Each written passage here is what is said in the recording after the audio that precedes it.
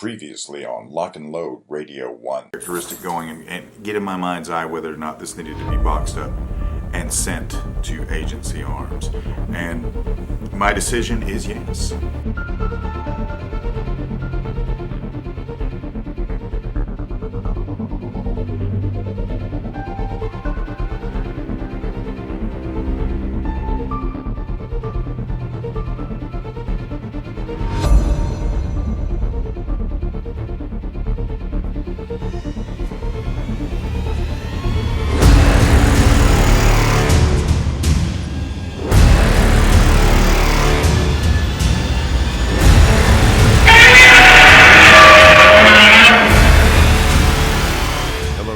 And Lock and Load Ninjas. As I promised, I have sent the 4th generation Glock 20 to agency arms, and it is back. And hence, we have GlockZilla. I've actually been sitting on this for a little bit because I've been moving, as you can tell by looking around what's going on here. At first blush, what they've done to the gun is ridiculous. What sets agency apart for most people is the ergonomics, the percentage they add to the ergonomics of the gun. This is so much more apparent than it is in, say, a 9mm sized frame. I fully expect to see the agency effect in play when we take it to the range. So JT and I are taking this, among other things, to the range today, and we are going to test it. I expect the shooting impression to be nearly as ridiculous as the first blush holding it impression. This is going to run, my prediction is this is going to run flat, it's going to run fast, and it's going to feel very manageable. I am not using a full house load. I couldn't find any. I'm using what I would call a 10mm light load, but I do know that these have been tested with Underwood ammunition and they hold a very fair reckoning. But I'm not going to, I'm not going to take their word for it. We'll be testing that later as soon as I can get a hold of some of that. But that's what's happening today. Going to the range, JT and I, GlockZilla.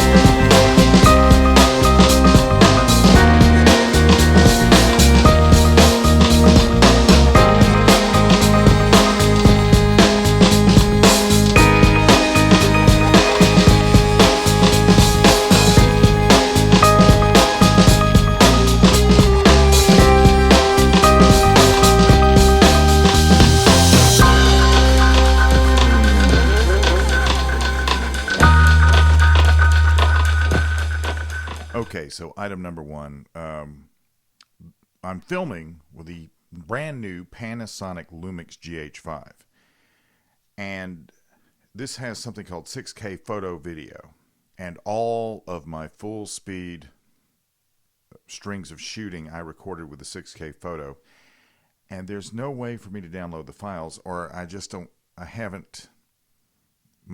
still behind the learning curve, so that's why all I have is slow motion. Although it's interesting that you can see how little the gun recoils in slow motion, so I guess that's pretty good. The thing about the gun is this, and I'll be showing, here's some detail shots to go with it. Let's talk about the slide. This is the Urban Combat slide. It has the agency battle plate, it has weight reductions, it has 5 front serrations, 3 windows, and 7 rear serrations. They say they have the slide this way for 3 reasons, because they're trying to reduce the weight, helps you manipulate the weapon, and it just looks sexy as hell, and I think that's all we need to know about that. The frame. The frame is the connection between the firearm and you. Therefore, the frame has a couple of things done to it. You have the trigger guard undercut, you have the accelerator cut, the relieved trigger cut, you have what they refer to as the sled cut. They remove the finger grooves on everything except the wide bodies. That's why this Glock 20 has the finger grooves left in it. And you get a very comfortable, uniform stipple grip texture. In addition to that, they also bevel out the trigger guard, which is a very unique feature. And that reduction in the grip goes a long way. It takes you somewhere as far as when you're gripping the weapon, that the weapon just feels. This is a perfect size for this grip. Whereas I find the Glock 20s and 21s a little boxy after they reduce the grip down, which is just, I don't even know how you'd measure it. It's a very minute amount. But that removal of the material makes it a lot easier for me to grip it and to shoot it.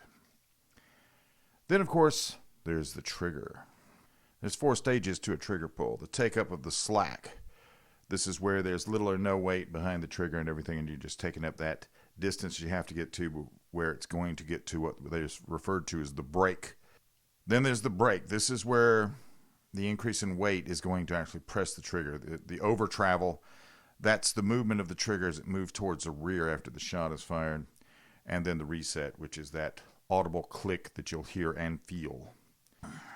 The agency trigger is flat. One of the reasons I like it so much is because it is flat and it feels like a 1911 trigger when you're pulling it. And you can't see it in that light, can you? So, that's all right. Got the detailed shots. That's just a little bit of an overview on the gun itself. Now let me tell you what I think about the way it shoots. I'm going to tell you what I think about it, and then I'm going to let JT tell you at the end of this, because I got his impression on it after we got done shooting. This gun takes, what Agency has done to this particular weapon is that they have taken what was arguably the biggest mass-produced 10mm pistol out there as far as who's making the most of them, and they have turned this into a viable carry gun. The reduction in size and in weight, and I mean, the weight of this gun is ridiculous. The balance of this gun is ridiculous, and they've reduced the weight and they've tamed the recoil. They tamed the recoil. I mean, the recoil. This is almost the impulse when you're pulling the trigger on this, when it's actually going bang, is ridiculous. It's I don't even know how to quantify it. So I'm impressed. This is a keeper. I finally have the weapon that will serve me both in the field and on a carry basis, and it will deal with everything, whether they're 4-legged or 2-legged. I'm good to go. And some things that are vehicles, which is a new thing, terrorism by vehicular assault. To find out more about Agency Arms and what they do, go to agencyarms.com. Each one of these pieces, the trigger, the slide, the frame, they can all be done separately, or you can do the total build. That is a unique feature among some of these guys that make a gun of this caliber. Very pleased to announce that if there's anybody out there that's looking for a marketing opportunity, to contact GAT Marketing. GATmarketing.com, look for Charles Anderson. He will set you up with any marketing opportunity you're looking for in regards to lock and load. On the 28th of April, we'll be in Atlanta for the NRA meetings, and I hope to see as many of you can make it. Come meet me. I'll be somewhere out there, probably around Second Call Defense. If you get to the Second Call Defense booth, which I don't even know which booth that is right now, as of this moment, they're still trying to rearrange everything. They'll know how to get in contact with me. I haven't decided yet if we're going to do any sort of a meetup, because I'm going to be very, very busy, but I hope to see you there. To find the show, go to gcnlive.com, lockandloadradio.com. As a special presentation still, although I've been having a few problems since I've been moving here, at ammoland.com. As a podcast on Stitcher Radio, iTunes, TuneIn, 185 other ways besides that. If you're looking for it in a radio market near you, please contact gcnlive.com. Look for Adam Miller. We'll make that happen. I have a very cheap price. Anybody looking for it, I give it 100% discount. So I'll leave you with JT's final words on the pistol as we go away. But I will tell you this, still never been about gun control. Not once, not ever. Has been, and it's always going to be about total control. I bid you adieu. So tell me your impression of the Agency Arms GlockZilla. Okay, well, I'm going to start off saying I'm jealous.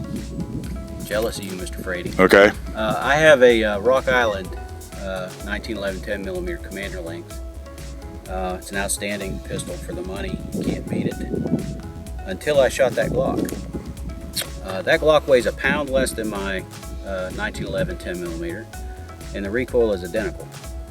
Shooting the same load. Trigger reset is awesome. Thing recoils straight back into your hand like a 45, but you get about the energy of maybe a 40 cal. I don't know what it is that Agency Arms did to that gun to make it do what it does. I just want to know how they did it, and I want to know if they can do that to a 1911, and then I won't be so jealous.